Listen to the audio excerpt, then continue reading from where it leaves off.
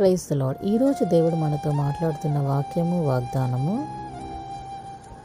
కీర్తనల గ్రంథము 119వ అధ్యాయము 103వ వచనము. నీ వాక్యములు నా జివ్వకు ఎంతో మధురములు, అవి నా నోటికి తేనె కంటే తీపిగానున్నవి. హల్లెలూయా. దావీదు కీర్తనకారుడు ఎంత మంచి వాక్యాన్ని రాస్తున్నారు చూడండి. దేవుని వాక్యములు మన జివ్వకి మధురములంట, నోటికి తేనె కంటే తీపిగా ఉంటాయంట. మరి ఈ ప్రపంచంలోనే తేనె కంటే తీపిగా మనము దేన్ని కూడా ఫిజికల్గా మాట్లాడుకుంటే ఫుడ్ విషయంలో ఏది కూడా అంత స్వీట్ ఉండదు. మరి స్వీటర్ దాన్ హనీ అంటున్నాడు. మరి ఎంతో మధురములంట, మన నాలుకకు జివ్వకు ఎంతో టేస్ట్గా ఉంటుందంట. అలాంటి వాక్యాన్ని, మరి ఆ స్వీట్నెస్ని, ఆ రుచిని మనము తీసుకుంటున్నామా లేదా ప్రశ్నించుకుందాం.